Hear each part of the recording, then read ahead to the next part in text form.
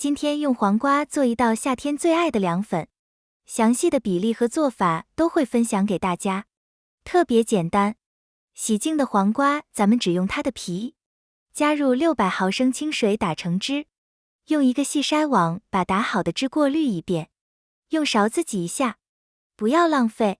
碗里准备300克地瓜淀粉，加入600克黄瓜汁调成水淀粉，锅里加入1200克清水，先把水烧开，把调好的水淀粉用细网过滤到锅里。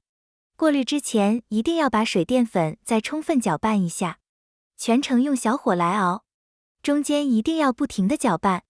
淀粉如果沉淀了，很容易糊锅，一直把水淀粉熬成这种淀粉糊，表面开始冒大泡，变成这种透明的状态就可以了。大约需要8分钟左右。模具里加点凉开水，晃动均匀，然后把水倒掉，用勺子把表面涂抹平整，在案板上震几下，放冰箱冷藏3个小时。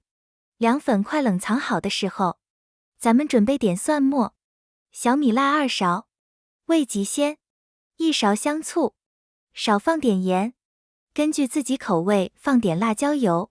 冷藏好的凉粉放在案板上拍几下，特别 Q 弹。先切成厚片，切的时候可以在刀上面沾点凉开水，再切成条，看一下，特别劲道有弹性。浇上调好的料汁，再撒点花生碎、香菜，好看又好吃的黄瓜味凉粉，口感爽滑又劲道，吃起来还有黄瓜淡淡的清香，没有任何对身体有害的添加剂。喜欢的朋友可以先收藏起来。谢谢大家。